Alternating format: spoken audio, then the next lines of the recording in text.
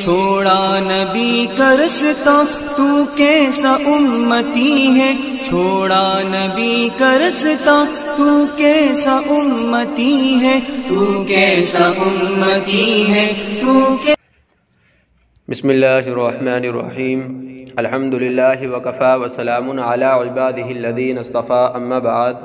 مسواک کے آداب۔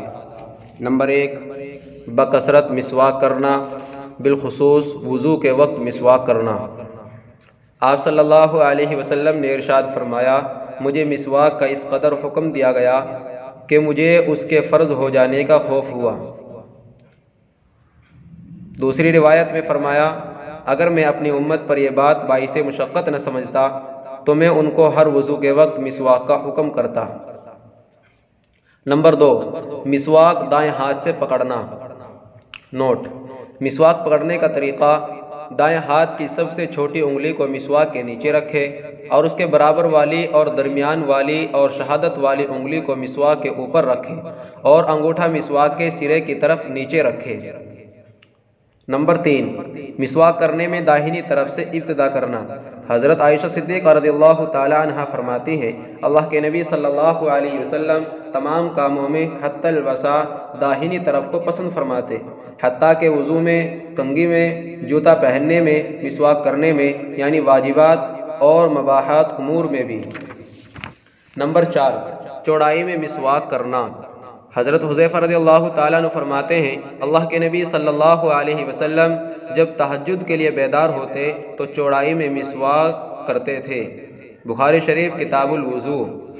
نمبر 5، مسواک کم از کم 3 مرتبہ الگ الگ پانی لے کر کرنا۔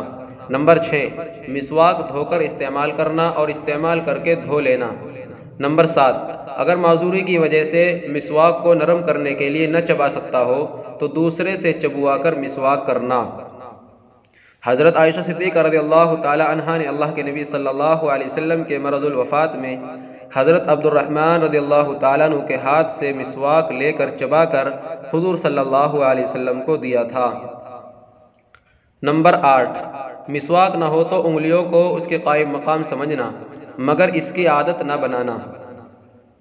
آپ صلی اللہ علیہ وسلم نے ارشاد فرمایا، جب مسواک نہ ہو تو انگلیاں مسواک کے قائم مقام ہو جائیں گی۔ نمبر 9، بچوں اور ماتحتوں کو بھی مسواک کی تعلیم دینا۔ شرح مسلم۔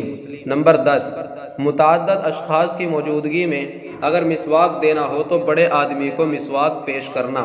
حضرت عائشہ صدیقہ رضی اللہ تعالیٰ عنہ فرماتی ہیں کہ اللہ کے نبی صلی اللہ علیہ وسلم مسواک فرما رہے تھے اور آپ کے پاس 2 شخص موجود تھے جن میں سے ایک دوسرے سے بڑا تھا۔